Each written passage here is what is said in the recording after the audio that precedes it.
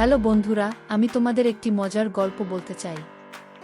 এক বিকেলে রায়ান খেলতে খেলতে আম্মুর ফুলের টব ভেঙে ফেলল। ভয় পেয়ে সে দ্রুত লুকিয়ে ফেলল আর বলল, আম্মু, আমি নই, হয়তো বিড়াল ভেঙেছে। আদিল এসে বলল, রায়ান, মিথ্যা বলছ। রাসূল সাল্লাল্লাহু আলাইহি ওয়াসাল্লাম বলেছেন, মুমিন কখনো মিথ্যা বলে না। রায়ান বলল, আচ্ছা, কিন্তু আমি তো অল্প একটু মিথ্যা বলেছি। আদিল বলল, মিথ্যার কোনো ছোট বড় নাই ভাইজান, মিথ্যা মানে মিথ্যা।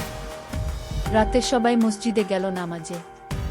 হঠাৎ আজানের সময় মাইকে আওয়াজ এলো, আজানের কাকু এখন পোলাও খাচ্ছেন, পরে আসবেন। এটা শুনে সবাই হেসে কুটিকুটি। রায়ান চমকে বলল, ওটা তো মসজিদের মাইকে বলা উচিত নয়। আদিল হাসল, তুমি যেমন ফুল ভেঙে বলেছিলে বিড়াল করেছে, তেমনি কেউ এখন মসজিদের মাইকে মিথ্যা বলছে।